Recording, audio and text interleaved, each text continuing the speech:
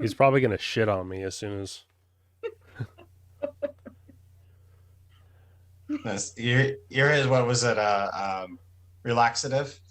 Yeah, a relaxative.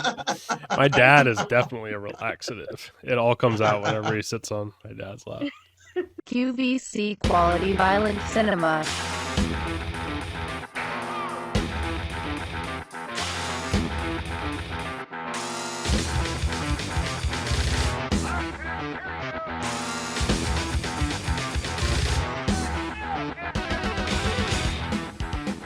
What's up, everybody? Welcome to Quality Violent Cinema. We're here with Jessie Seitz and, of course, Christian. How you doing, guys?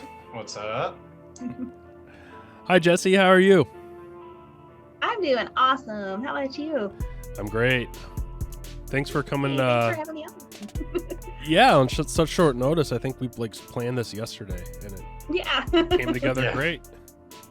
Yeah, just basically it took like an hour and just like let's get 30 questions together. So yeah, worked out. Ready. So yeah, cool. So one thing I just want to kind of get into your upbringing on like your studies. Like, did you go to school for special effects or anything that you do?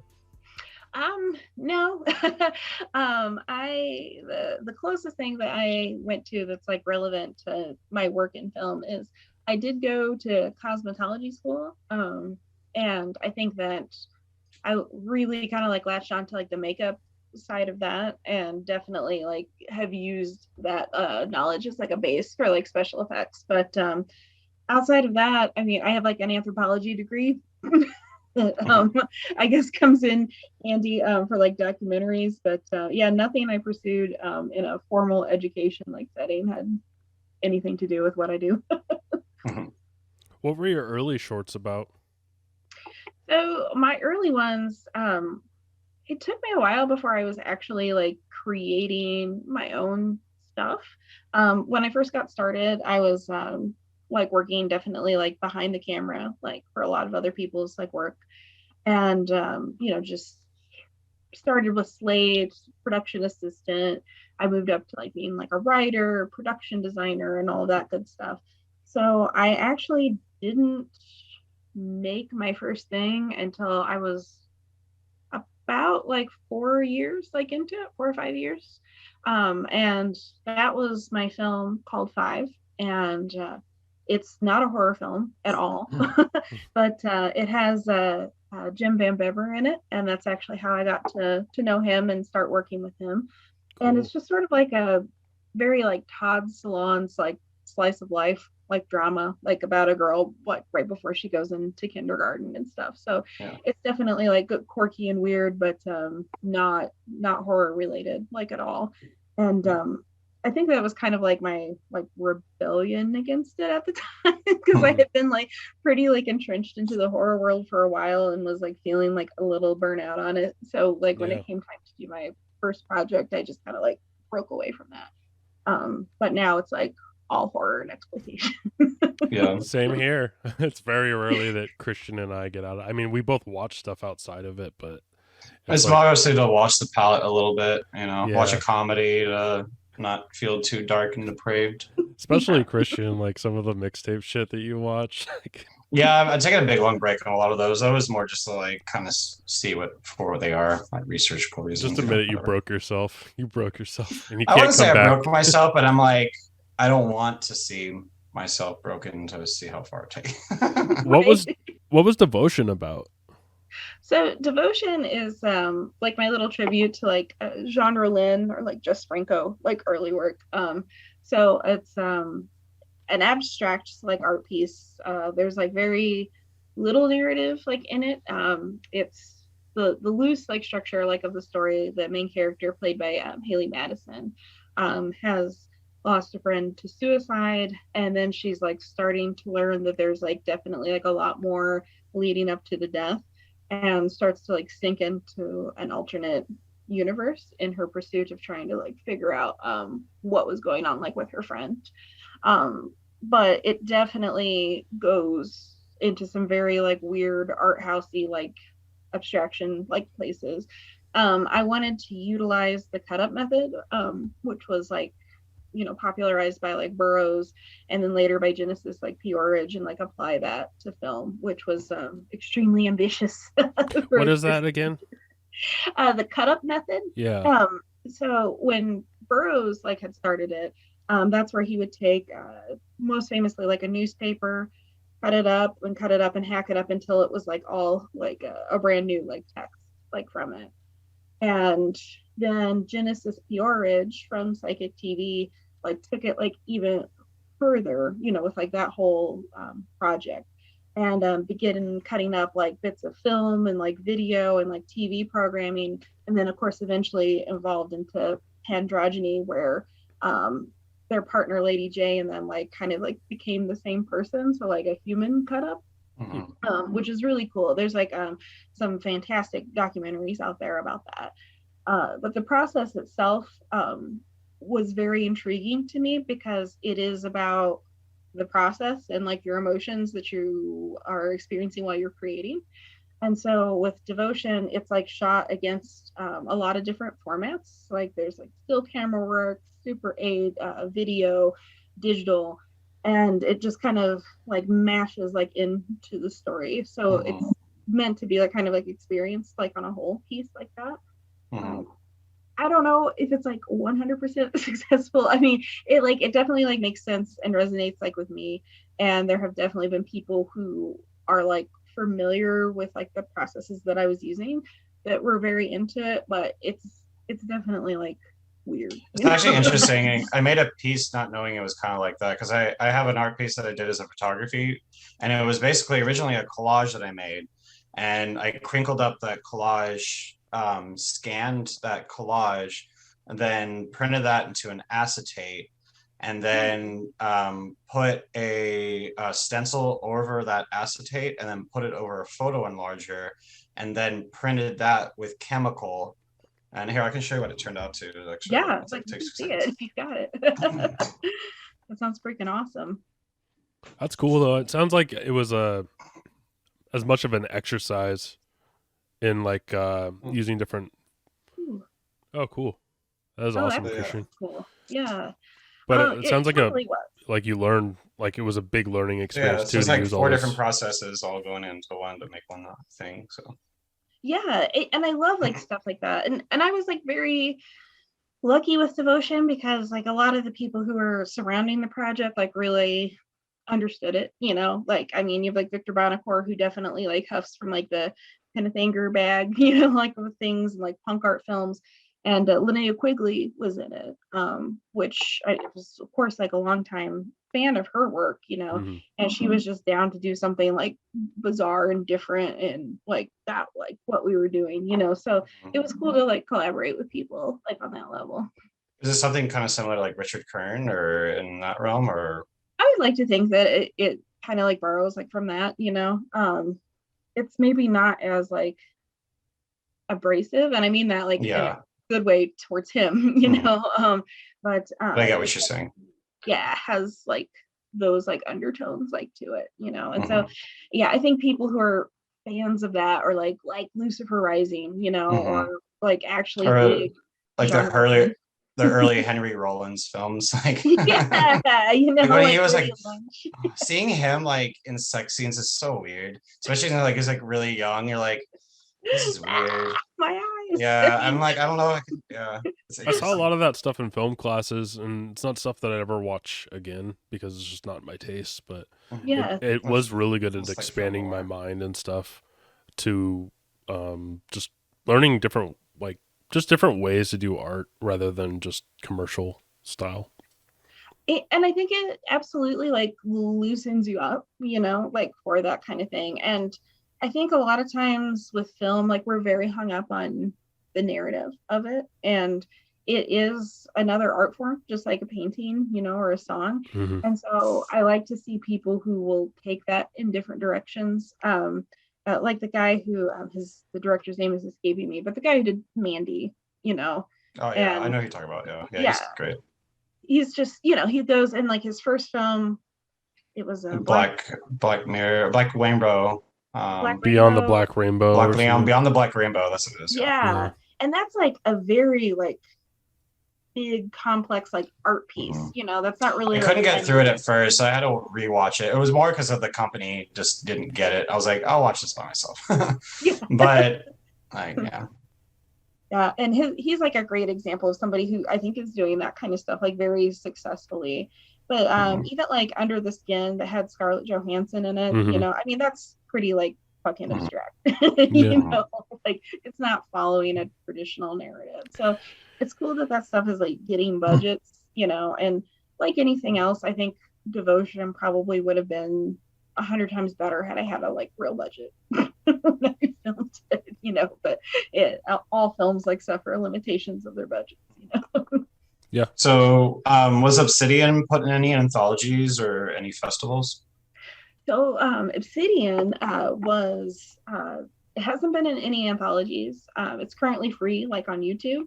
How that project came about is it's actually like a feature-length script that I was trying to get optioned, and there was a producer of some note whose father is very famous, and I'll just like leave it at that, who expressed like an interest in producing it, but wanted a proof of concept. And so I was like, well, instead of shooting just like a scene, I'll turn it into like a short film. A short, and then make that into a full feature, yeah. Right, you know, like get places with it. So it showed in like quite a few festivals and even quite a few movie theaters, like art house ones would show it like before something. So cool. Like that film scene, they showed it before Maniac, which was like super nice. Cool. You know, yeah, that's a good honor. Yeah, like, I opened up for Frank Zito. Yeah, big deal. Yeah. So no biggie. Yeah, for like about a solid year, it would play 1 or 2 times a month, either at the festival or a theater. So I consider that to be pretty successful for a little 7-minute short film. It got a few reviews. One person said that I somehow managed to make 7 minutes feel like 4 hours, which was great. That's a thank you. Guess. But it's I still really want to make the actual feature length of it, and so I'm currently revising the script right now and hopefully getting that to get shot. You can call it 7 minutes in hell. Come for the 7 minutes. What drew you into making documentaries? Oh, that's just something I think I've like always wanted to do and just been very like fascinated by. There's just so many cool stories out there to like collect and share like with people. I'm a huge fan of documentaries like myself, and it's definitely not easier than making like a narrative like film because it has its own separate challenges, and you have to get people to open up to you or else it's gonna like suck, you know. But there's a little bit more flexibility with documentaries, like where you're not as tied to shooting schedules and timelines as you are with the other kind of stuff. So I had done a lot of like behind the scenes documentaries for Wicked Pixel Cinema, just DVD bonuses, and then a feature length on the making of Deadwood Park, which later got released by like Toe Tag. And then Marcus and I were kind of like in between projects, and we're like, you know, like let's like revisit this. Let's, you know, actually like make something. And we decided to go with the extreme cinemas genre because obviously that's something we both know like a lot about and had a lot of connections to people like in there. So that's how Beyond Horror kind of came about. And it turned out really good. Thank you. Yeah, I can't wait to get a copy of that. And we talked to Marcus a little bit on his interview about when it's coming out, so it's kind of undefined at the moment, but I think it's going to blow up when you guys figure out a way to get that streamed. Yeah, it's just a matter of getting it done properly, you know, and finding like the right situation. I think sometimes people are like a little afraid to take it on the streaming because of what it covers. Yeah. But I'm like, honestly, it's no worse than the other shit. We were talking about with I think it was Steven about Don't Fuck with Cats, how it's like if that can get on Netflix, Beyond Horror should be. I think that was Marcus, but Marcus, yeah. Yeah, and that was one where I mean I am not an easily offended person. Yeah. But the spirit of don't fuck with cats, I really disagreed with the way that they went about like a lot of things like in that documentary. And that was definitely like one where like I was not like impressed with it. And I kind of Yeah. cheap shots. I was more impressed with, I guess, Netflix for having the balls to put it out. But then, yeah, if you tore apart the actual person that put it together, it was like, I think it was too exposing and too glorifying of just like, and yeah, and I think that could have been a shorter documentary. I mean, they might as well just show the whole fucking thing during the whole, you know. Oh, yeah. Like you see the kitten that you know is gonna die, but we just played the sound and we cut away from it. I'm like, fuck you. You still went there with it. Yeah, you know? we left our imaginations to be there and like enough to like know and imagine that exact kitten, you know. Right. Yeah. Actually, and I just thought that was cheap. Yeah, I actually enjoyed it quite a bit. I was really engaged during it, and I was like, man, I wish more documentaries were like this. But at the same time, I can totally see where you guys are coming from, because I think it's just really hypocritical in what can be released on that platform or any platform pretty much nowadays. I mean, I think it was in a way a good step to try to like see, you know, what you can get away with. Because, you know, I'm sure Netflix doesn't mind in going into extreme cinema, but also is afraid to, just because they're afraid of like offending or doing whatever, or whether it's, you know, there's an audience for it or whether it's worth it to, you know. Well, it's really easy for families. Like if you have a kid, you know, just to like turn on. It's so easy for a kid to just get on your Netflix account and watch freaking Gaspar Noé's Love or something like that. Yeah. Because I was like, like, why are we watching? I was like, that was the first time I think I've ever like kind of been flipping through Netflix, and you know, and it starts to kind of just play it if you're just hovering over it for too long. And I was like, oh my god, like you know, I the first 5 minutes they're just like jerking each other off, and I'm like, a kid could see that. Yeah, no. Yeah. And like my kid is very disciplined, and like he on his own goes to his own Netflix account, but like any kid could easily do. I'm sure there's a way to put a password on it, but there is. Yeah, but like it just, I don't know. It just seemed like really like out in the open. Yeah, well, I mean, there's other shit on there too. So. Oh, yeah. Our kids get smart about like setting up their own and setting up a 1 week trial, or you know.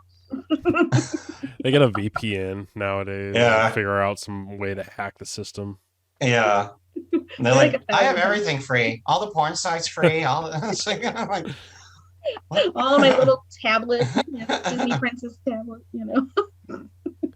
How did you start working with Eric Stanzi? I just asked for an internship. I was living in St. Louis like at the time, and really wanted to get into film.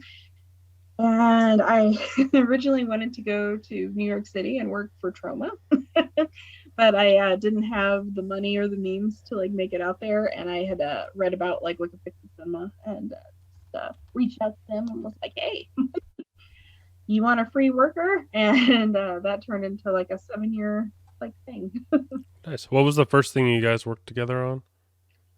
That was actually a Patrick Voss film who, if Patrick's watching this, I'm sorry, but I think this was the only thing Patrick technically directed. He's normally an effects artist, but it was a film called Inbred Redneck Alien Abduction. Nice.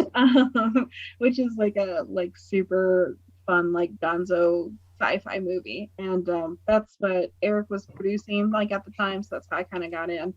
And the first proper Wicked Pixel movie was Savage Harvest 2, directed by Jason Christ. Yeah, I worked on. Cool. Is Wicked Pixel still around? I think. Because I remember seeing it. I just haven't seen them in a while. Yeah, I don't have contact with any of them like anymore, and I actually haven't seen anything from them for a while, but I feel like. So, how was working with the director of Bizarre Sexual Deviant? Because that was like the only thing that he did as well, right? That's actually Eric. Is that? Yeah. No, It says it on Zert. Zert Senate. Seneca. Yeah, It does Seneca. kind of That sound sounds like a fake name now that I think about it. Yeah, that was Eric Stancy. Oh, was Eric Stancy? Okay, because I was wondering. I was like, because it seems I was like they're all seemed like they're connected. Yeah. And Yeah, because you have the same Nas character through everything too. Which is my second question. Like, what is up with being Nas on everyone? Is that all those characters connected? In a little way. Like, so that was like when I was doing more of like the acting and modeling thing. So that was my like name. Oh, okay.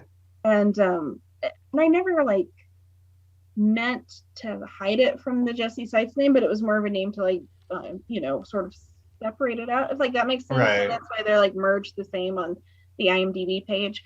But yeah, back when I was like kind of like attempting to do like the Scream Queen thing, and I don't know if you guys remember Bazaar magazine at all. It was out of England. I used to model in that magazine under that name like for quite a few years and stuff. Okay. That was just like a little alias. Okay, because I saw the parentheses, so I was just kind of making sure what that was, if that was like, and I kind of figured that was like a side name that you went by at the time or something like that. Yeah, it was just a performance name. I also did like burlesque like under that name too. Like okay. Yeah. So what was the name Nas then? What was that? What was the meaning behind it? Short for Nosferatu. Oh, okay. Mm-hmm. Yeah. It's super edgy. Nice. No, I like it. I did one stage performance of at a strip club of just doing like an amateur strip night, and I just went by Sister Christian and danced to Christian death. Dude, that's amazing. I got third place. Damn, I want that on video. I have it somewhere if you really want. Oh man, that could be like a Patreon. I got in trouble actually for. You're not supposed to expose your bare butt. There's supposed to be some kind of cloth, like a G-string or whatever. I just bare butt showed off, and so I got in trouble. Sister Christian might be like one of the best like male stripper names I've heard in a long time. I think it's like one of the best stories I've heard on this podcast. I keep surprising you. I'm sure. I'll throw out some here. I know. We're like an old married couple, but we still keep finding things out about each other. You gotta keep it spicy. I'll tell you my story of my grandparents' funeral. Where all my sisters and I went to a strip club and we almost got kicked out. I'll tell you that story later. What was your role in the scenes in the Captives? In the Captives, so that has been renamed. When I was in it, it was I spit on your corpse, I piss on your grave. Yeah, that's what that was called. And it was supposed to be, it follows that ancient tradition of indie films, like being the unofficial sequel of that. You could almost do like a whole show on. I am actually doing an unofficial. I have like 15 or something unofficial. I spit on your grave. Like I spit chew on your grave. I piss on your corpse. There's a bunch of ones. I remember seeing this at Suncoast Video though. It got out there because it was put out by Sub Rosa Studios, who was like Ron Bonk. And hold on one second. Yeah, no problem. Sorry, my dog was like barking like crazy. I was just saying, I have I have that, and then I also have this too, which is actually it has a collection of that, and then plus.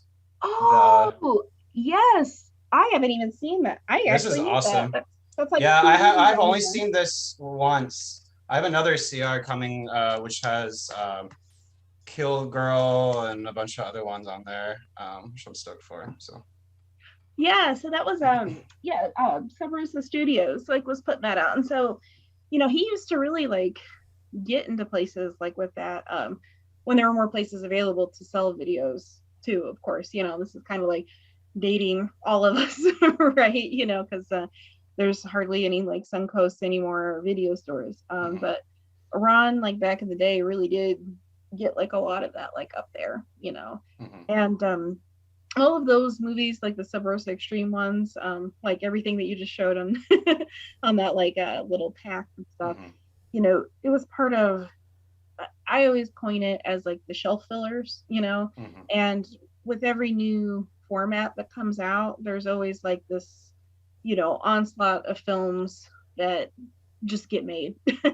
And so like in the 70s, that's like where you got like your grindhouse like films like from, you know, because it was like they needed content to fill like the drive-in theaters.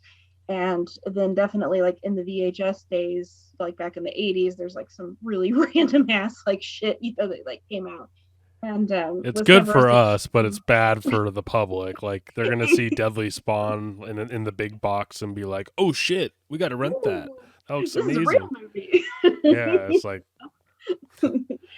yeah, and it's the same with when DVD first came out. It was like a new thing. Like people were scrambling to like fill their shelves, and so Sub Rosa Extreme sort of like filled in that gap. And you know, you could just fire off all these films that were made for like $5,000 to $6,000. You know. So one person that did where it was his only movie was Jim Ware with Satan's Cannibal Holocaust. How is working with him with that being his only project or his only directed project? Jim is still a really good friend of mine, and he works on like really big budget stuff now as a gaffer. He's like based out of New Orleans, and at the time, you know, he was like really going for it and was like a really climbing up and coming like photographer who would shoot stuff like you know, it's the kind of thing you would see like on Suicide Girls or like you know, Alt Nation or whatever. And he was actually, I thought, like a really good director, and I always wanted to see him do more stuff. I know that previous to that he had done like some like short films and things like of that nature, but that was like the first like feature length like kind of thing he did. And I mean, the film was cheesy as hell, and I mean, Jim wouldn't mind me like saying that, like by design, like a very cheesy movie, but I thought it was good, and I thought he could have like definitely continued on with it. But I'm sure, just like so many of us, it's just finding like the resources, money, to go. It's a lot, and I think like once you realize making one, he's like, "All right, I did it, but maybe I won't do that again." Yeah, it's like, a lot, you know. Like I did it. Let's check that off, but you know. Yeah, but yeah, hopefully maybe one day he'll like revisit it like again, like several years like later, because he definitely does have like that sensibility, you know. With Faces of Snuff, what was your opinion on the publicity stunt of that some of the snuff was real? Oh, I never thought people would really like buy it. I mean, Shane had kind of told us like early on, you know, what the deal was like with it. And of course, like we all tried to make ours, well, not all of us. Most of us were trying to make it like as realistic, you know, as possible, or just to at least believe that it was like some weird ass like found footage at the very least. But I was just like, I just don't think people are gonna buy it, and I don't think that really like the gimmick took off. I think people sought it out because it's called Faces of Snuff and it's got this bitchin' cover, you know, and it's cool that you're getting all these different artists like working on it. But to my knowledge, no one ever actually like believed that it was real. I don't think any. And I like anthologies. I think Snuff Anthology is a great idea. Like the whole there's a few other ones that are somewhat decent as well, like the Snuff tapes. And those are fairly decent. But yeah, I felt like some of those were like very hit and miss. Like with a few of the shorts. There was a time when everyone was making their own snuff underground snuff tape in like their friend's basement, and there were so many shorts coming out at the time. So it did get kind of flooded there with like short films about snuff, but now they're just every once in a while coming out like DV. And it works well with the SOV subgenre. So when SOV was like really big, like that was like, all right, well, pseudo snuff, perfect. It's like they go really hand in hand.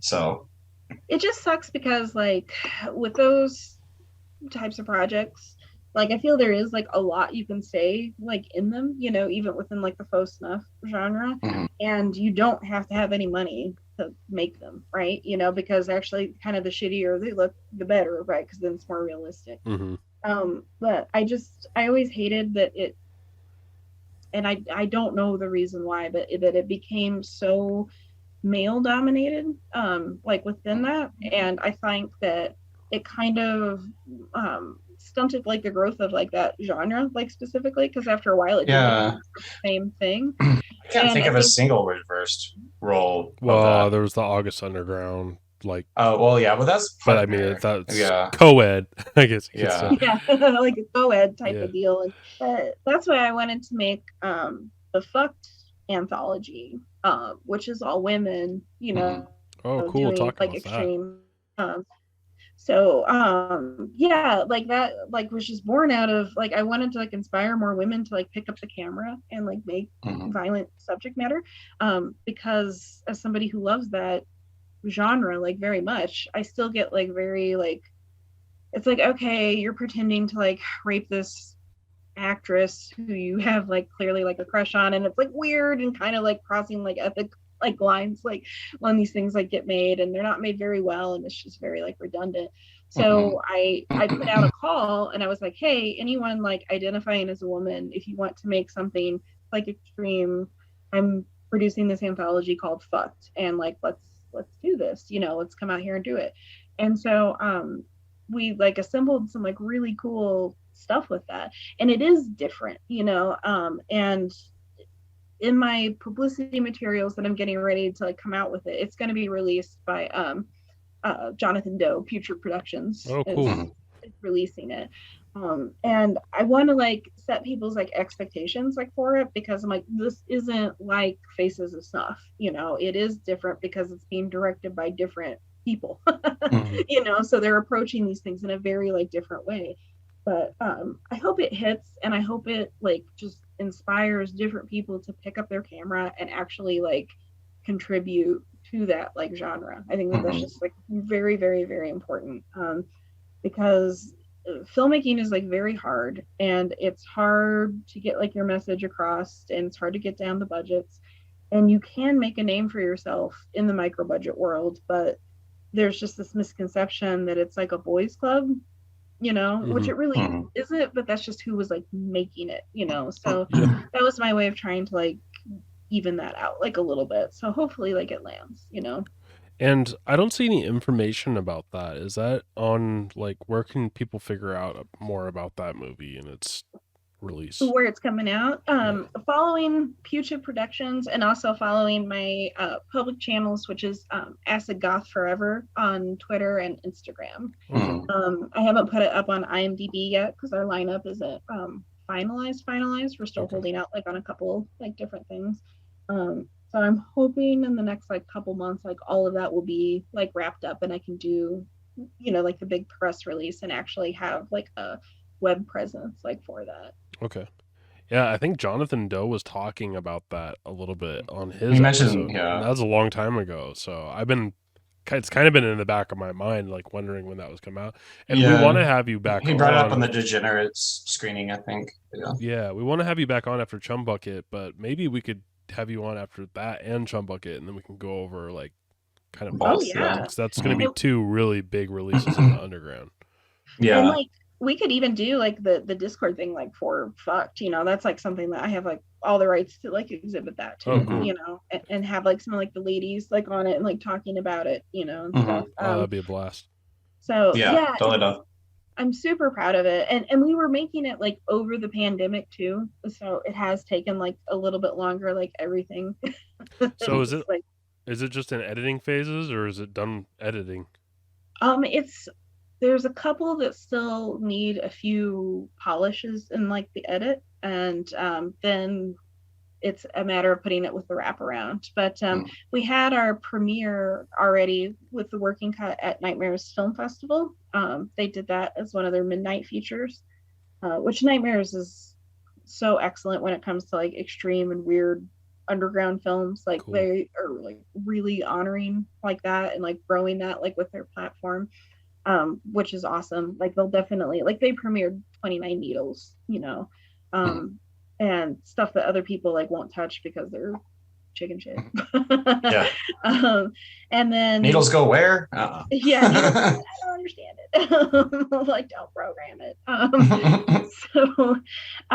Yeah, I'm really, really excited like about it. And like I said, I hope that it just makes more people realize that they can do it and that it's achievable, and like I want that movement to happen, you know, where we're just getting different perspectives like in there. That's awesome. So how did you get involved with the film crew on Death Care? On Death Care. Oh wow. Yeah. So that was through Marcus actually.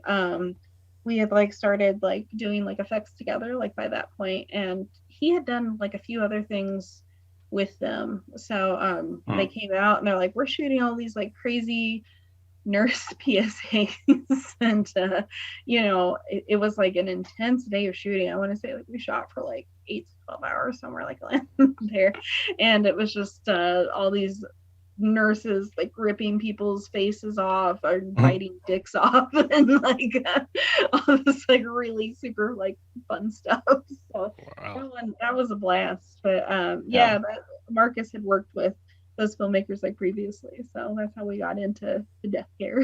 Yeah, I'm assuming you and Marcus work on a lot of films together then, right? Since you're both kind of in effects. Like what big movies have you both worked on that were very much like hands-on with both of you? The biggest one is Jacob's Wife, definitely. We were the only 2 effects people on that, which I don't know if you guys have seen it yet, but that's like kind of crazy when you watch it and how much my wife Presley watched it. You met her earlier. She loved it, and I was like, why did you watch it without me? Like, I wanted to see it so bad. So she's gonna watch it again with me, and I'm really excited to see her. I haven't seen it yet. I'll have to get to it. It's on Amazon, or what is it on again? It's on Amazon and Shudder. Okay. And, yeah, like so both of those, and I genuinely like love that movie. You know, I mean that's like actually one of my favorite things that I've like ever gotten the chance like to work on. But yeah, it was just Marcus and I doing effects, and then Mary Check did all of the makeup and hair, like straight makeup. And even that, like when you see it and you see like what an ensemble cast it was, you're just like, damn, there was like 3 people holding that down, you know. So skeleton crew for sure. Yeah, because that's a pandemic movie kind of, right? Like that was made during before the pandemic. Oh, it was? Okay. Yeah, like we got home and a week later they shut everything down. Yeah. Which was really weird. Good timing in a way. It is, because everyone was home and they got a chance to check it out. Yeah, and yeah, it premiered in the pandemic, so it was South by Southwest premiere, but it was like digital South by Southwest. But it did get more people to see it, and I think that it has greatly like contributed to the success of it. You know, it's just people really are like responding to it, and that's what you like want. You know, is for your work to like connect like with other people. That's like the biggest like compliment, I think. Well, congrats on that one. That's awesome. Thank you. Yeah, so that's our biggest one that we've done, and then we've worked with Andre Dixon, who's probably not like a name that you know like right now, but I honestly think that he's gonna really blow up soon. He's got a short film called The Haunting of Pottersfield that's on Alter, and it's like just like a creepy ghost story type deal. Marcus and I worked together on that one, and we're going back to work on Andre's first feature film actually like in a few weeks down in Florida. And again, it's like kind of like a ghost story type deal. I don't want to give like too much away with it, but we're going to be the only 2 effects artists like holding on like the makeup like for that, and it's a pretty cool like flick. And like I said, I think people are really gonna like start knowing him like pretty good, you know, because he shoots beautifully and has like a very clear like idea of what he wants in his head, and is very like articulate as a director, which is hard to find. So I think people will respond to that.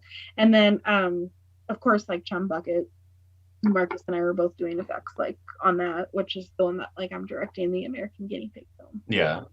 And then stuff like Barf Bunny, like you're both kind of hands-on. Yeah, Barf Bunny, and then we did a few like gore props for the Degenerates, but that was mainly like James Bell, like those hero props that you see. Yeah.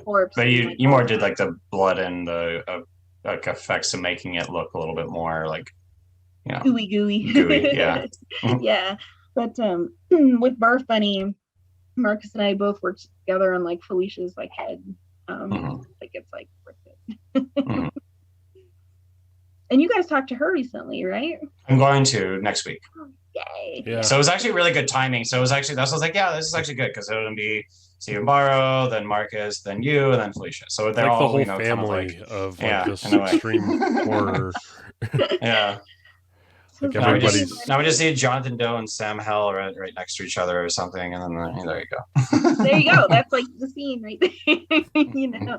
And then James Bell, of course, but Oh yeah, he's amazing. Like I love James Bell's like prop work, and yeah, it's got like such a signature to it. Like you can really like tell that's James Bell, you know, like and it's awesome to see more and more filmmakers like picking up like his props. And I mean his movies are fucking awesome too. I don't know if you guys have ever had a chance to check out like just James Bell as like a filmmaker, but yeah, it's crazy shit. That's the kind of stuff that makes you feel high, like even if you're not smoking or yeah. And I love all that kind of stuff where you're just like, because you know, the gore necessarily isn't, you know, all there, but then like what he does with it and the creativity and the imagination and just like what the fuck is going on, and like that's, you know, just it kind of just working with what you have is just I love that kind of stuff. And it's just like you can tell because of like the DIY spirit of his work that like, and the longevity of his career, that like he just has something in him that he needs to get out and that he just can't stop. Yeah, he probably won't and stop. His music and everything he does, for sure. It's He's the just same a creative with people soul. like Screamer Claws or something. It's like, why are you even still doing this? Like it's amazing, but it's like they have something in them that's just coming out. Yeah, and they just can't help themselves. It's just who they are. Yeah, they're gonna keep going, you know. And both of those dudes are like really solid people too, which is awesome, you know, because those are definitely like the kind of people you want to see continue on like their work. 100%, because they support so many people, you know. Yeah, and there's no ego or weirdness like there, you know. You know, there's so many people's props are thanks to James Bell, you know. So many people. It's almost like the ecosystem of extreme horror would change if they left. It would. It really would. Yeah. Like, I absolutely agree with that. Like, they're there. The effects would go back to looking a little bit like faker and cheaper. I think that there's a quality that has been helping like get things noticed, and it's thanks to James Bell. Absolutely. So. Yeah. And he can just like bust those like effects out. Like, I mean, like the props. I mean, there's no beating them, you know, and like his turnaround time and everything is like phenomenal. You know? That's before 3D modeling, and that's before all that, you know. How long does it take you to make a head?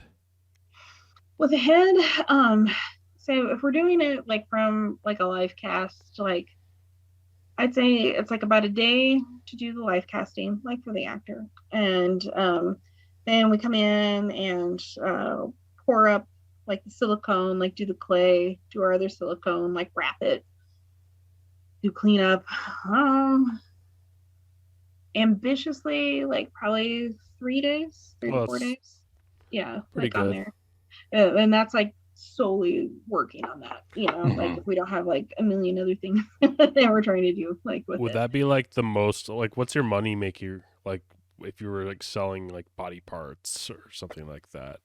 A lot of people don't buy body parts from us because like we do charge accordingly like for it, you know. So like a severed head, because we do like the hair punching and like, you know, try to make it like as realistic like as possible and everything, like we charge like $1,000 like for a severed head, you know, which there have been people definitely who do pay that, but it's out of some people's like budgets like for it, right. And that's more because they have someone giving them money to do this. So yeah.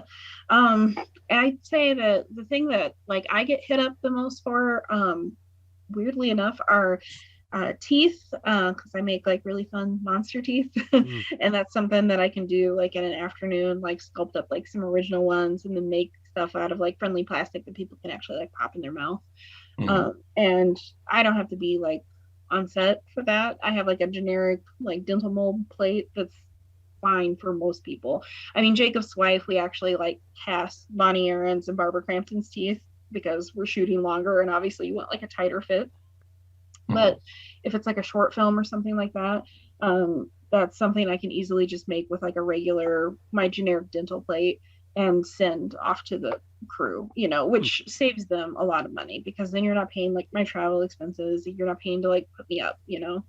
And finger extensions are the other like really big ones, like monster fingers That's with cool. like crazy nails and stuff like that. And again, that's like something that I can just make, from like our workshop, like at home, and I don't have to be like on set for that. So I get like a lot of like enhancement, like prop work, I would like kind of coin it as, just like little things that maybe like their makeup artist like, isn't like very like can do themselves, but they don't want to make it like generic and buy it just from like a Halloween store. So that's probably like the bread and butter for like just like the prop work. Okay, cool. So what can you tell us about Survivor Girls in the Shed? Oh yeah, so Survivor Girls, I'm not like too sure what's going on with like the project right now, like what like phase that it's in. When we worked on it, we got to create like some pretty cool like monster masks for it, which was like really super rewarding. We got to make this amazing like monkey mask, Cool. and the actress like sat like a fucking champ. We had cast her face. Marcus had like sculpted it, and then we applied it to her, and then we had to do makeup and hair, and it was like full body makeup and hair, and she sat for like 3 hours and didn't even have to like piss or anything, like that whole time. And I was like, I wish they were like you. Oh my god. So that's what we did there, but I feel like that scene might have had to be like reshot. Oh, really?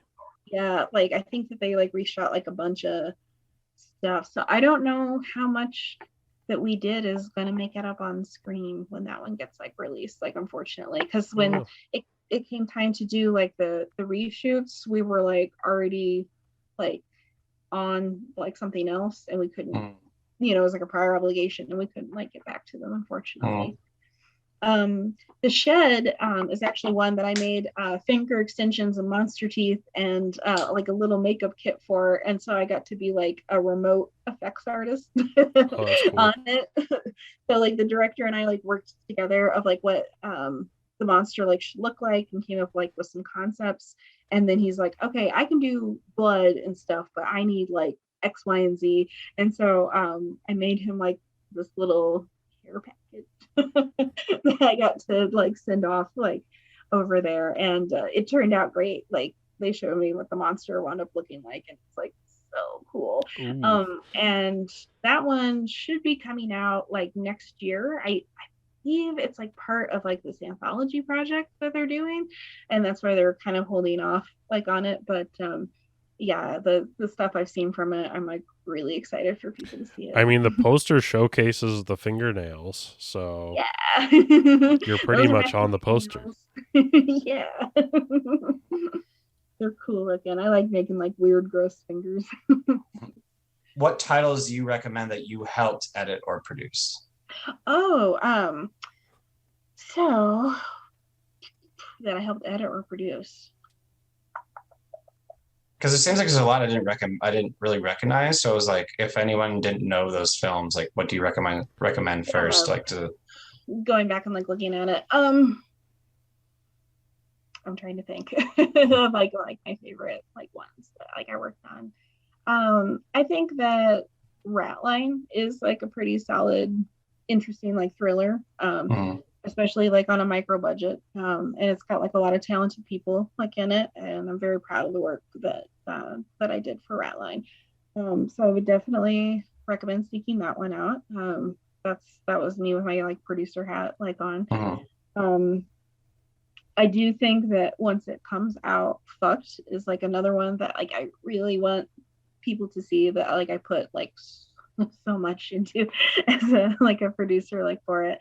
And I did not produce it, but I definitely like recommend people checking out like Jacob's Wife, just because I think that it's like a great like throwback without being like pandering, like I mean I love Stranger Things and stuff like that, but when you watch it you feel like it's a little pandery, right? But Jacob's Wife has that same feeling you get like when you watch like Fright Night, and without it ripping it off. So those would be like my top 3 for people to check out. Cool. Yeah, I've been meaning to check out Rat Line. I mean, Eric Stanley does a lot of cool stuff, so I'm sure like it's great. Yeah, So. it's definitely worth. And Emily Hack is like really good, like in that. And of course, she's like the star of Scrapbook. If you've ever like seen that one. Yeah, I've seen that. So it's probably like one of her best. Like, one second, I gotta let my cat out. Yeah, I've seen most of his stuff. I think that's pretty much the only one I haven't seen. Yeah, I think that's like the newer-ish one. Yeah, I think he made one more like after that, like. And then Harvest. What was Savage Harvest. Yeah, Savage Harvest, and there's two of those, right? And he did both of those, right? Jason Christ actually directed the second one. Okay.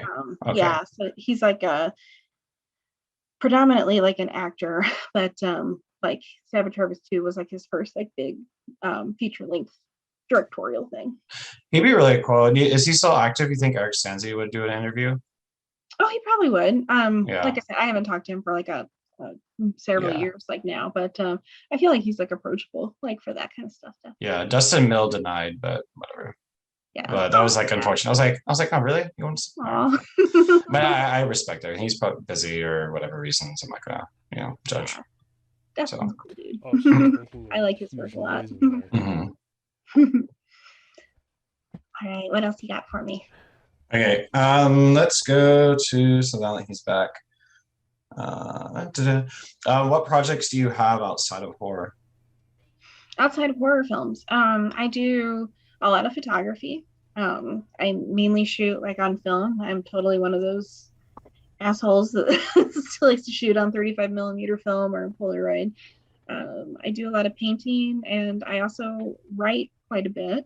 I'm really good at doing all of that shit and never showing anyone.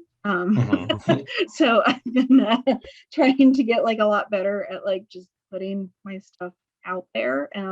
So people know me like for that too. So I've been working on several like short stories and like submitting them and like kind of like going through like that process, which I know, there's obviously like a lot of like rejection like tied to that, but I'm hoping to kind of like get back in the game with it. Several years ago, I actually wrote for Gothic Beauty magazine. I don't know if you guys remember that, but it was always in Barnes and Noble and stuff, and it was like this alt fashion glossy, and that was like a pretty like fulfilling thing. I did like reviews of like makeup and got to interview a lot of really cool artists, and it was awesome to just invalidating to see your work like in print like that, right? But after that kind of like went under, I sort of stopped writing in like a visible way. I still write like every day, but I just haven't shown it to anybody for a long time. So I'm hoping to kind of like get like in the groove with that again. I mean, I was more reading on the writing, like not necessarily on just short stories I make, but if you write any short stories, like because I'm more seeing if you are still keep up with like that, or if you ever just write stories that aren't necessarily going to be in a film. Oh yeah, definitely. I mean, that's weirdly enough, I think like I identify most as like a writer, like above like all else, and I always have like like shit like just like rolling around like in my head, and I get it out. I handwrite most of my stuff like first, which is like a little crazy, and then like I transpose it like onto like the computer and polish it up and everything. But I mean, I'm the kind of person who like after I read something that I really love, like I'll write a essay report on my feelings about it, which is like a practice like left over from when I was like an anthropology student, and just like for fun I'll write reports because I miss doing that. Like, it was probably healthy in the long run. It gets a lot out. Oh yeah, like it's the most like cathartic like thing like for me. I actually liked writing essays too. I don't know why I don't do it anymore. Yeah, it's fun. It's like you can still do it. Some people are just like, you're crazy, I never want to write that again, but like I still like really enjoy it. Cool. So what has been your biggest challenge so far with Chumbucket? Just kind of getting into Chumbucket. Oh wow, so Chumbucket it was up against a lot. There was some absolute problems with some people that I had brought on, who work on Chumbucket. Personal who, issues. Yeah, like deep personal issues that and it's just, it comes up sometimes, like on film sets, and it's just one of those things, and not everybody gets along, even though you think that you're going to be like really compatible with a person in a working relationship, and you don't know until you get into it. Unfortunately, sometimes you think everything is copacetic, and you get there and y'all just have completely different ideas about how to go about things. And so unfortunately, Chumbucket faced that very early on, and which of course is hard, right? It's like my sophomore film. I love the Guinea Pig series, the original. I love the American Guinea Pig series. I begged and worked very hard to be given the opportunity, like, to do Chumbucket. So it meant a lot and still means a lot to me. So it's like very embarrassing when you have to like go to your producer and just be like, we pretty much have to start over.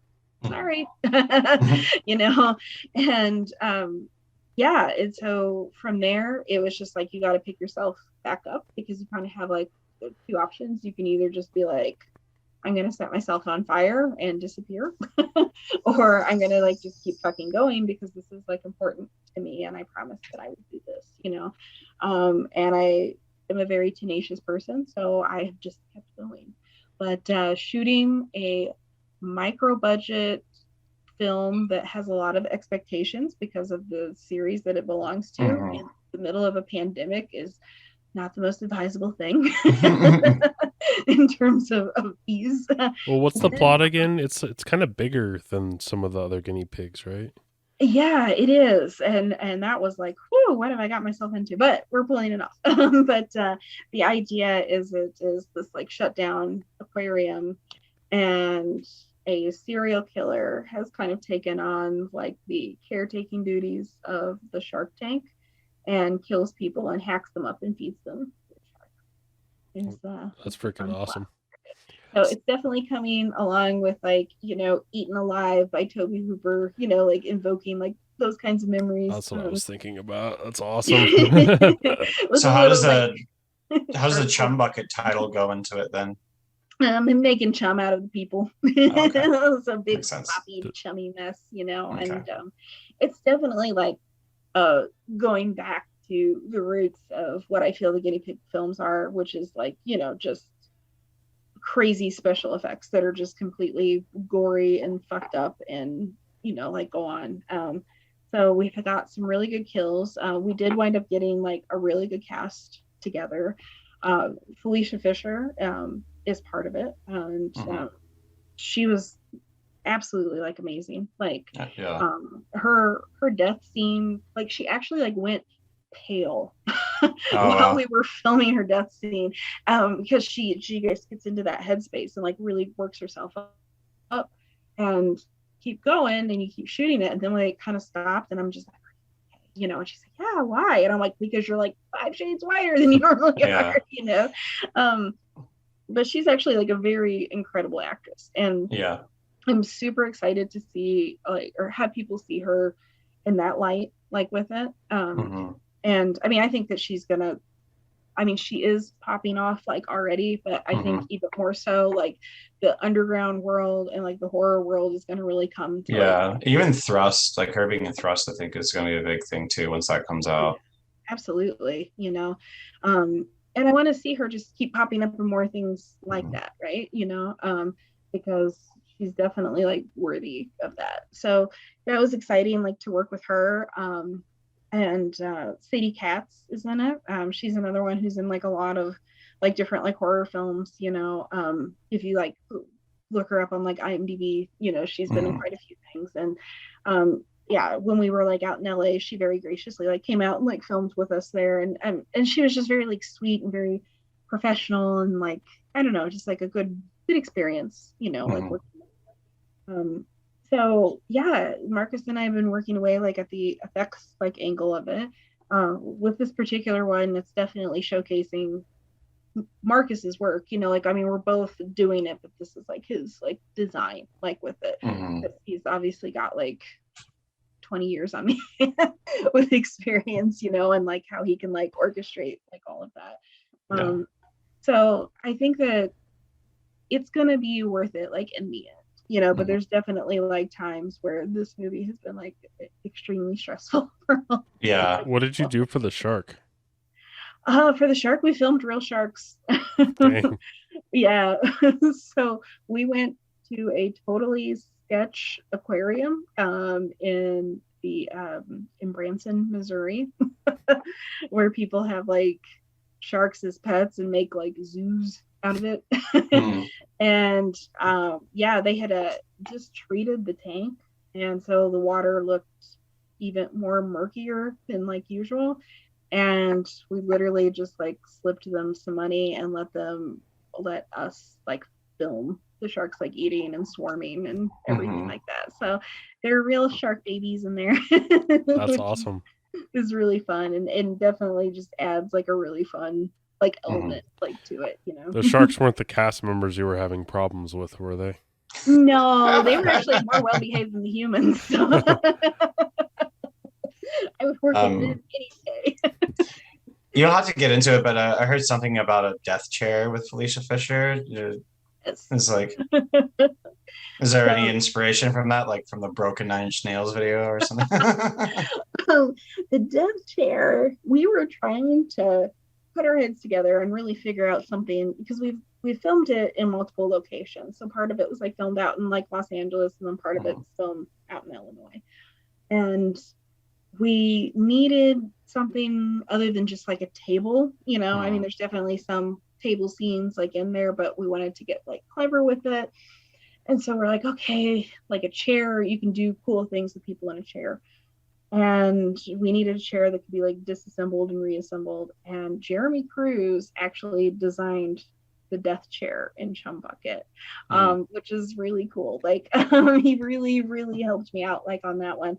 And I just sort of like, we were just loosely talking about like, oh, we need to have people like shackled and this and that. And then Jeremy like ran with the idea, and like we got to LA, him and Stephen Biro's like apartment, and like right in the middle of the living room is like this fucking amazing chair that is, I think it's like own character like in the movie, because it has like such a like fucking presence. And I was like, oh my god, Jeremy. And of course this is like Jeremy Cruz who did the August Underground stuff. Was Jeremy Cruz still living with Stephen Biro at the time, or? Yeah, he was still like, they were still roommates like at the time. So and he just like busted it out like in an afternoon, and as like a favor, and just like being a cool dude. And he's a really awesome guy. And so it's he deserves credit specifically for that chair. And like when the movie comes out, y'all will like see what I mean by that, because it's definitely its own animal. But that is the chair that Felicia winds up like buying. So. Cool. It's cool. Where are you in the production on the film? We are still in post. And Steven's probably gonna like listen to this podcast and be like, this is where they're really at in it. We're still doing effects pickups like on okay. Is basically like where we're at, and we just want to take like our time with those and make sure that they're everything that people are like expecting from a guinea pig film. What location are you shooting those at? We're actually shooting that like in our home. And we kind of like designed everything to where it's like very easy to like recreate like the death like chamber at.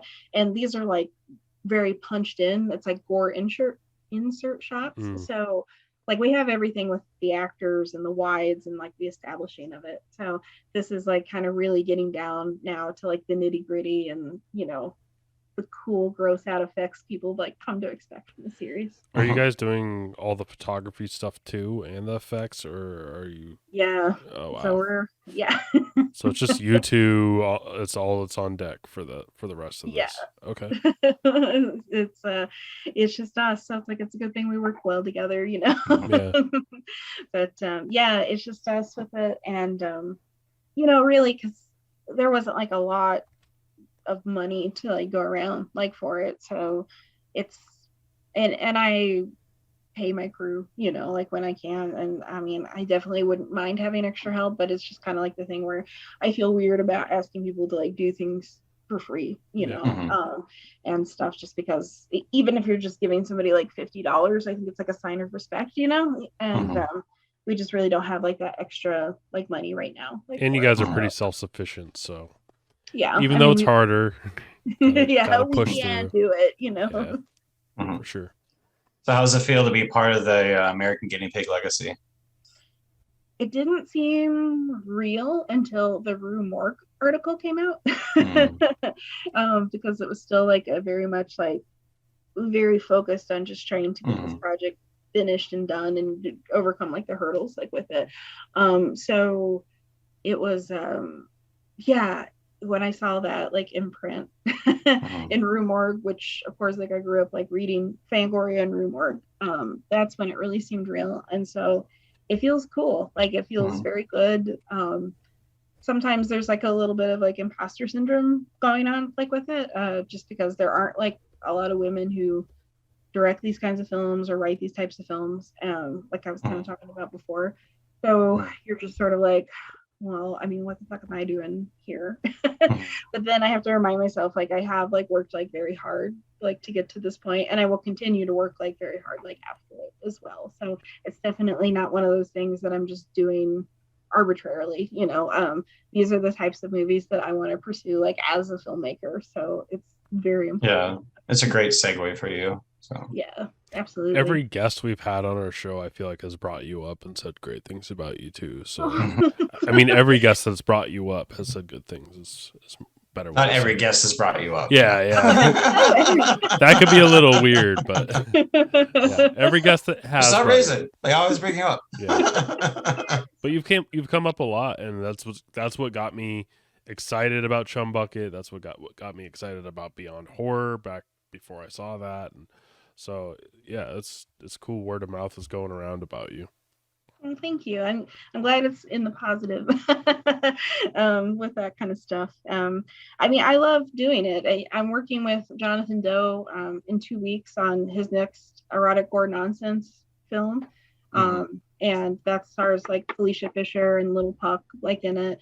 And we have props from James Bell, but I'm going to be in charge of all on-set like effects, like just me. And it's like very cool. Like I said, like this is like, you know, people like sometimes like to use this stuff as like a springboard, thinking like it's going to get them into like Hollywood or whatever, and that has never interested me. If I never do anything bigger than Jacob's Wife level, I would honestly be completely like fine with that. Like, Yeah. I love really visceral, fucked up exploitation movies, and it's just an honor that my career is finally like at a point where I don't have to work at the day job like right now, and I can like just focus on like effects and like making fucked up stuff. Yeah, no, I was just stoked to be able. I did that whole $400 exclusive or executive producer thing that he did. So and I was like, yeah, even that, you know, it just feels nice to be that I know my name's going to be on it in some way. You know, it's like it's nice, you know. You know, I'm not expecting anything too much of it. Maybe just a little bit of like, you know, recognition in some way, but I don't know, nothing too much. It's fun. To throw down. That's I mean, and it's so like appreciated because like on sets like that goes like really far, you know, like 400 like pays like for like a lot, you know.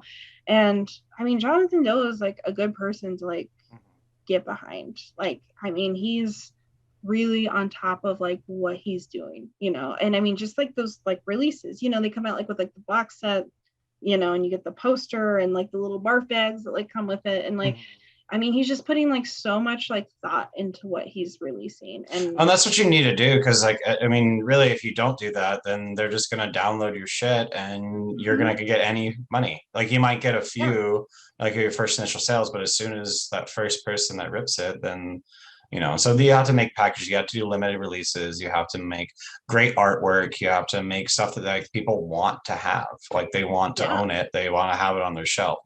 So, you know.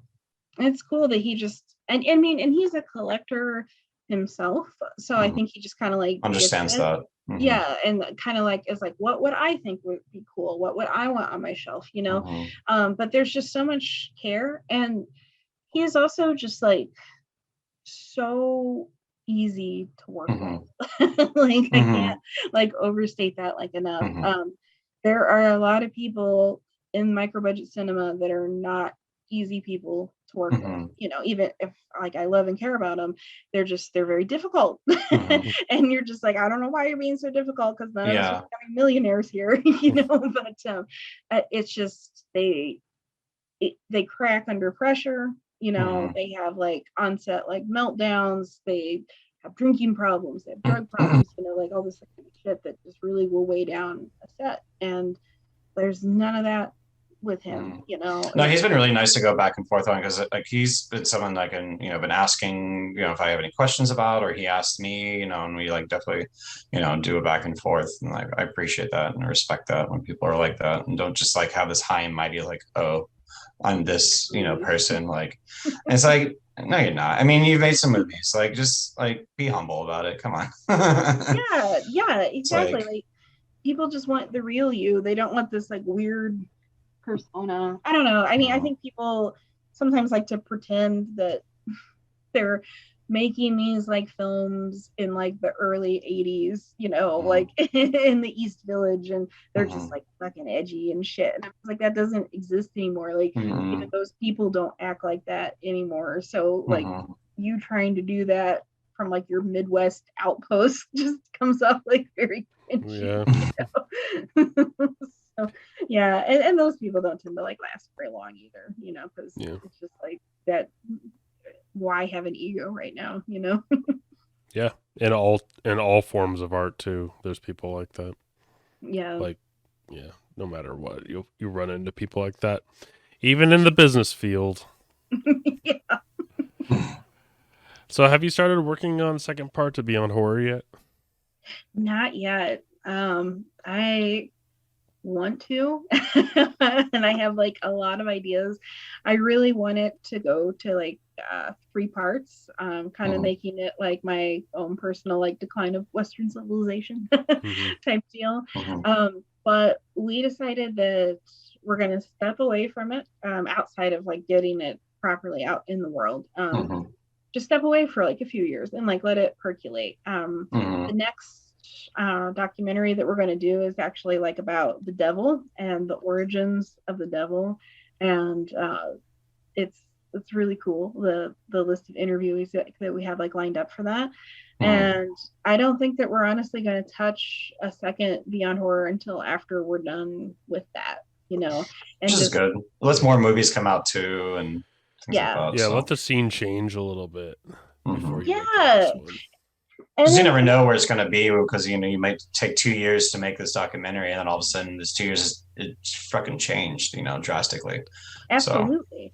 So. And we want to be able to like honor that. And there was like some bigger names that we definitely wanted for the first documentary that we didn't get, and it's just because they didn't like fucking know us yet, you know. And I'm hoping that when the first one comes out like in a bigger way, they can see that we're like legit, you know, and we're not trying to be stupid about it, that we're taking it like them, really like share their own personal stories. And I'm hoping that will entice like a few of the people who passed on us the first time. Like no one was like a dick about it, you know, but there were definitely like people who just, you could tell they get hit up a lot. and weren't taking what we were doing seriously. Yeah, hopefully word gets around though. Yeah. Please let me talk to you. Hey. Do you think red films should stay in the underground, or should everything be accepted in the mainstream? Ooh, that's a good question. I actually have a lot of opinions on. I think that red films should continue to be exactly as they are, meaning I don't think that the makers of red films should give a shit about the content and worry about offending people. I think that they should exist as this offensive, visceral piece of art, because it's really like starting to be like one of the last formats that you can express yourself like in that way, right? Because everything is very neutered now from all sides, and that's it's shitty, and it's kind of like a shit time to be an artist, like in general. So I think red films should never, ever, ever censor themselves or like water themselves down. I think whatever the filmmaker wants to say should have the right to say it in the manner they want to say it. So that being said, it would be cool if people would like respect it more as like a genre. But I also think that people need to like respect like pornography more, you know, and just horror like in general more, you know. I'm tired of something like Casper Noé being like, oh, that's fine, you know, like love is fine, you know, we show real sex, but that's not porn, you know. But then something like, you know, Felicia like makes like in her like adult films, and it's like, oh, it's porn, you know. And I'm like, well, but what's the difference, you know? Like you know, it's the context in which you are watching it. So I get tired of it being like okay for, and I'm going to totally go there now, and I don't often, but for like an avant-garde white cisgender male to have like real sex like in his movies, and then like everyone else like it's somehow like not okay and it's considered like dirty.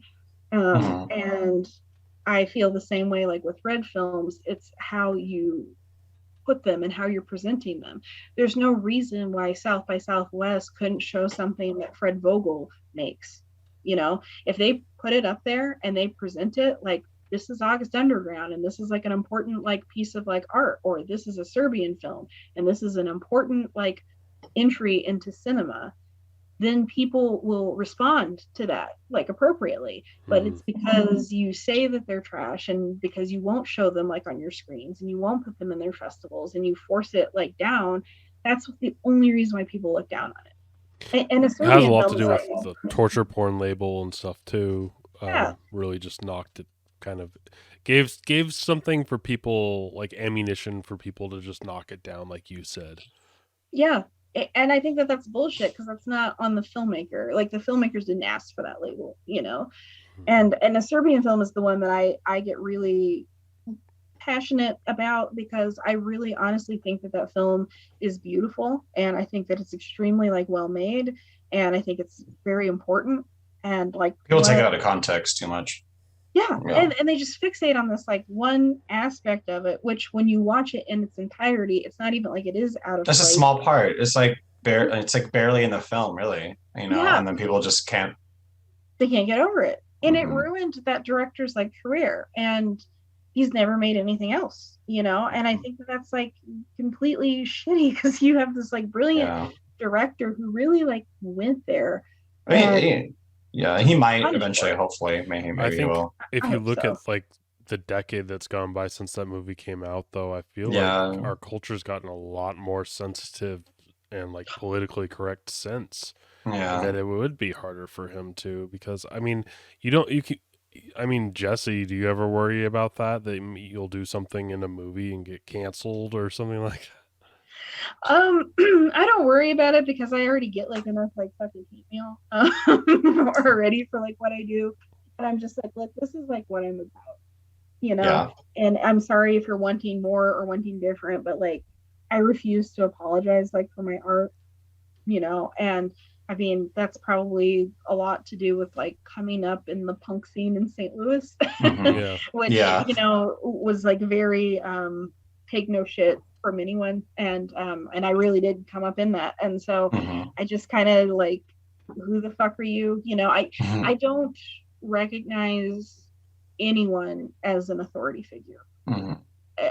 So if someone is like offended or mad at me, like I really couldn't give a shit like less. And I feel that. I come from like the Houston punk scene, so I never leaves you. Once you've had that punk mentality, you're just like, I used to tell anybody to fuck off and feel fine about it, you know. I'm mad. Like I don't know what like you want from me, you know. And I'm very honest like about like who I am like as a person, and this is what I want to do with my life. But I mean, like I'll get the popular one that comes up all the time is the fact that, like, you know, I interviewed Lucifer Valentine for the documentary, and the wrath at which people will come at me is like unbelievable. And but what's interesting, Marcus's name is on the documentary too, right? You know, so it's equal parts. Jessie Seitz, Koch. No one gives Marcus shit. Like, he's actually worked on Lucifer Valentine films.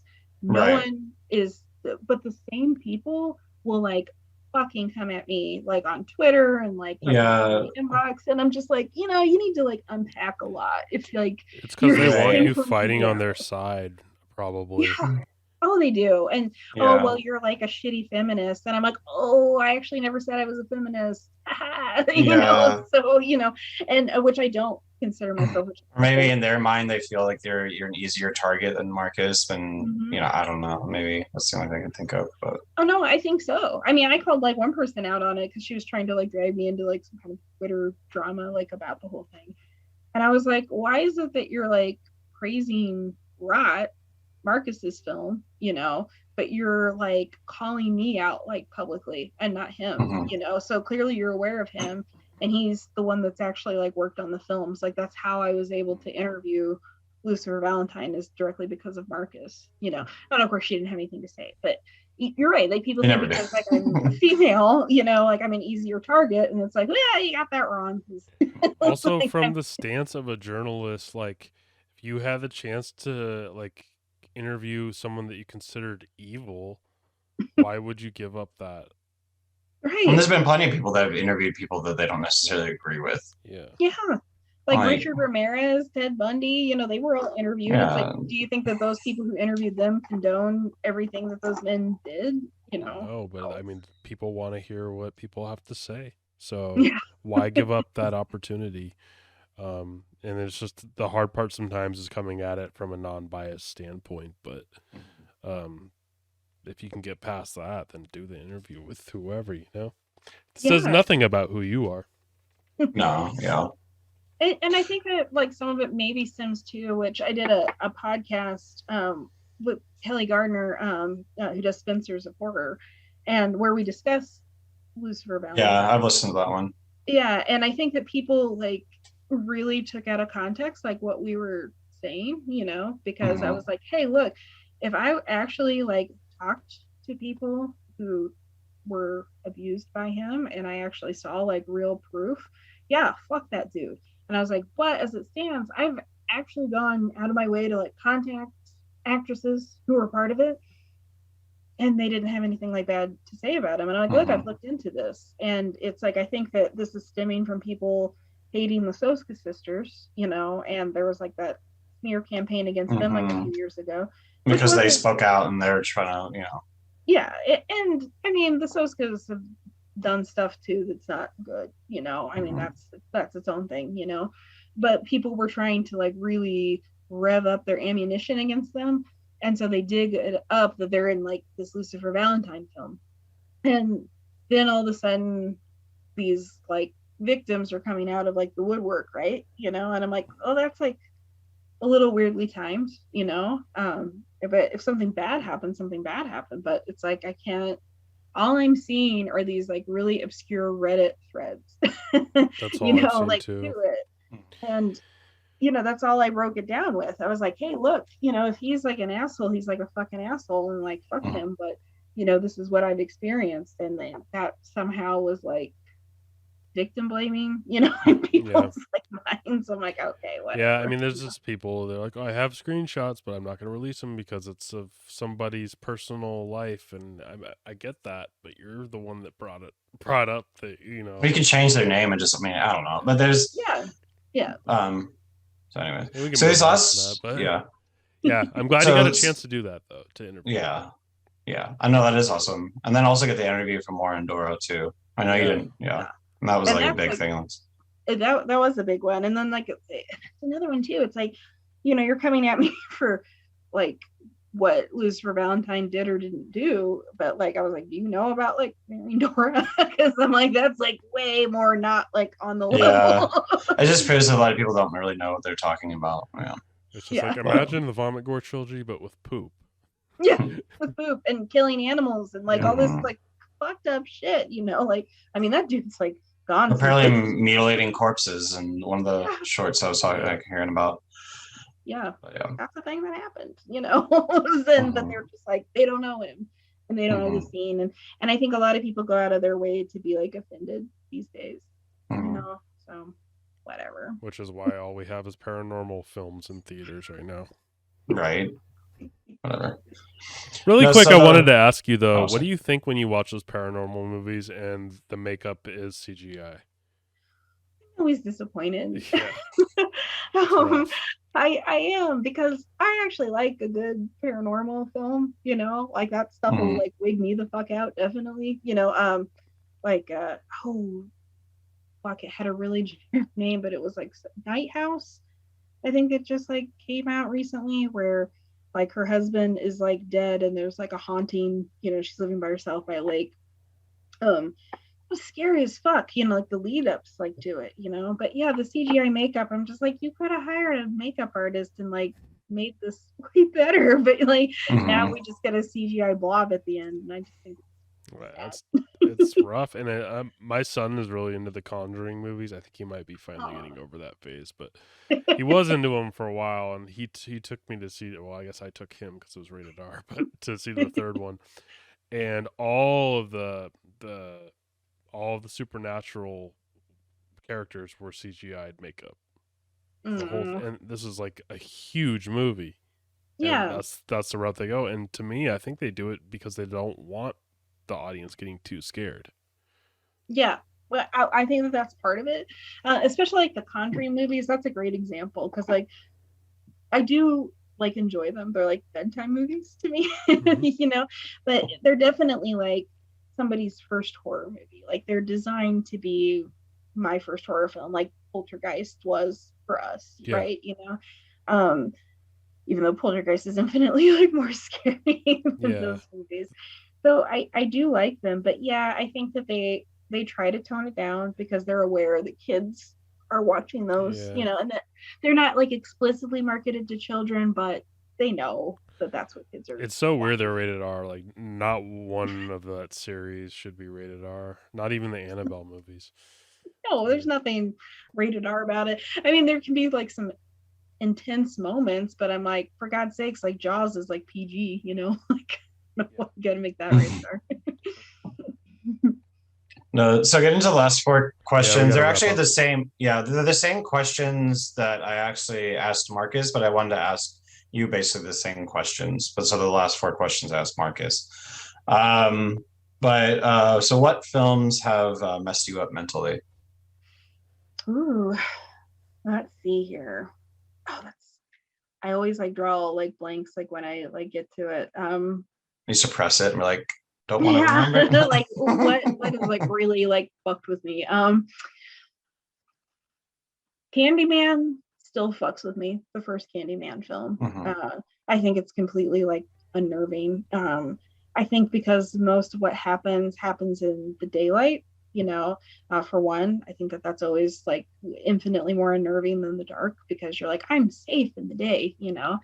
I think because they're basing it on Cabrini Green, and there's like a lot of like internalized like things that come like with it, so it's still terrifying to sit there and like watch it. That's like one that I can't like watch like before I go to sleep or anything, or I have to watch something else like immediately like after.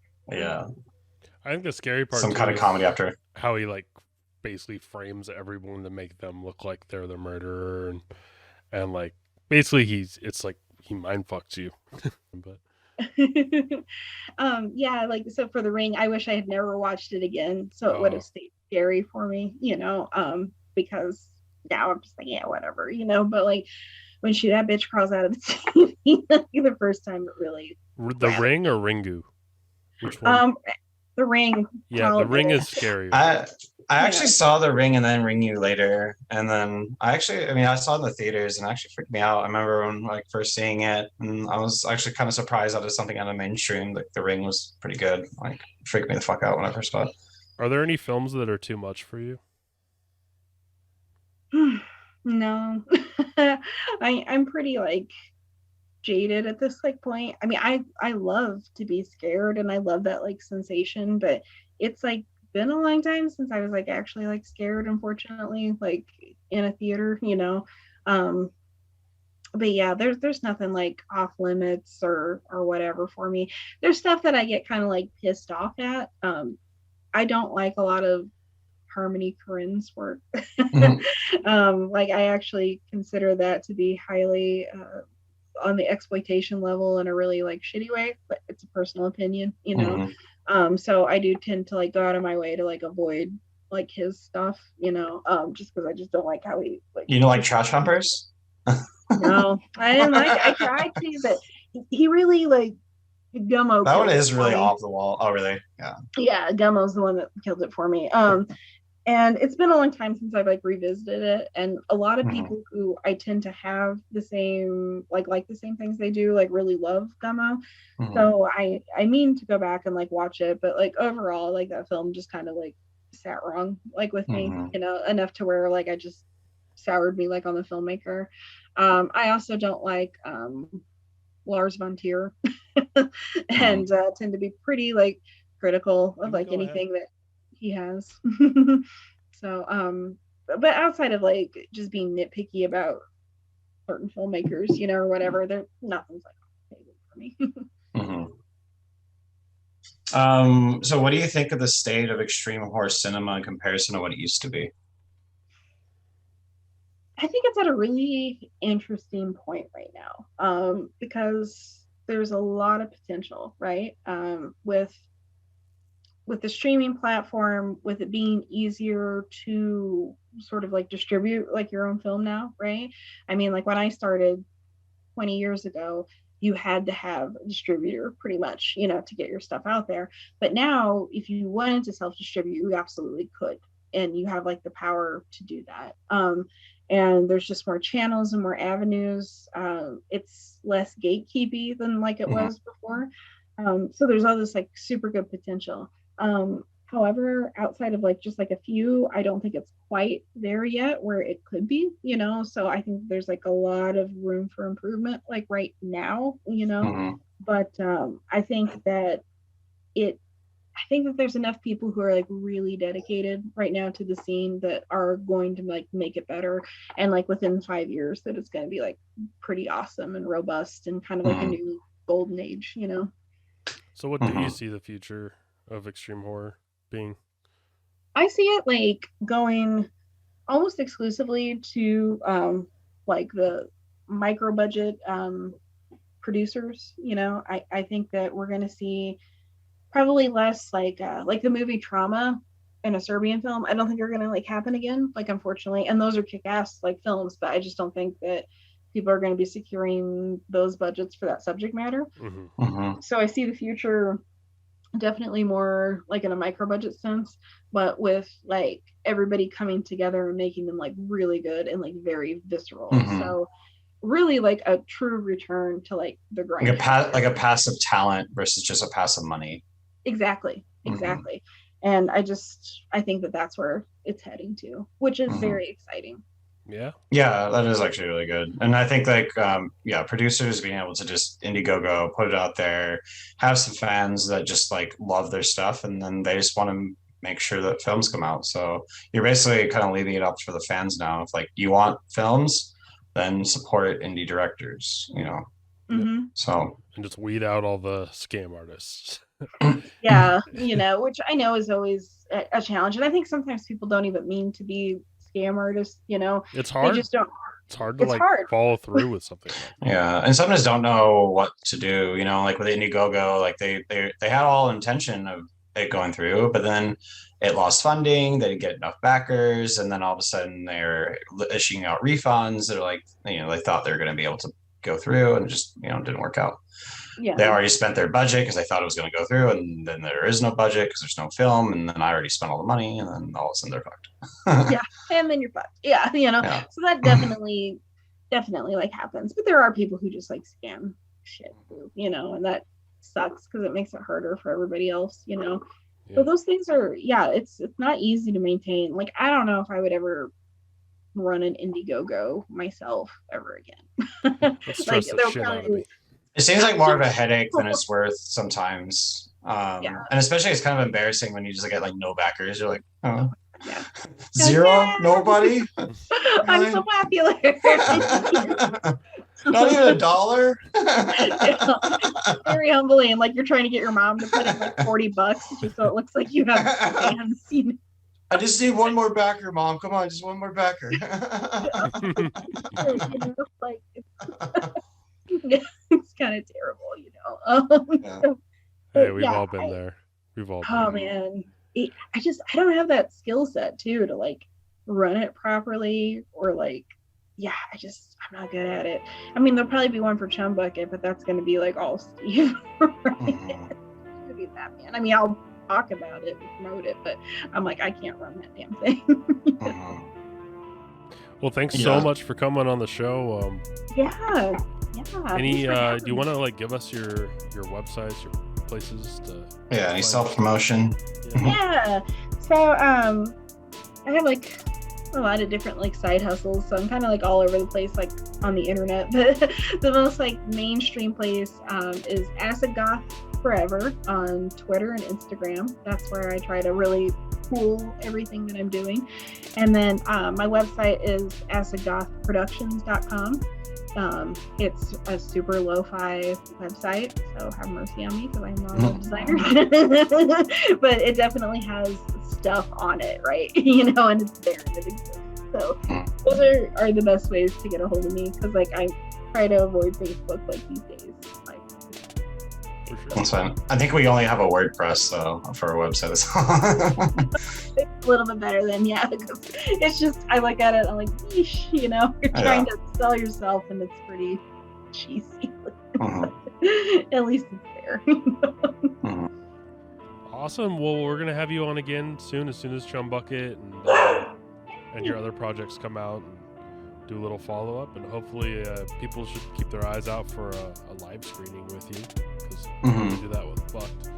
Oh yeah, I want to start doing it. We've just been kind of focusing on the episodes and we did that as like a in between while we were in between seasons. But we want to get back into doing some screenings, so for sure. That's awesome. Yeah, I mean, absolutely. Like Fucked will be finished like in the next like couple months, so I would like love to show that because I think it's the right crowd for it. Oh yeah. Sure. Awesome. All right. Thank you. Thanks, guys. Yeah. Thank you very much.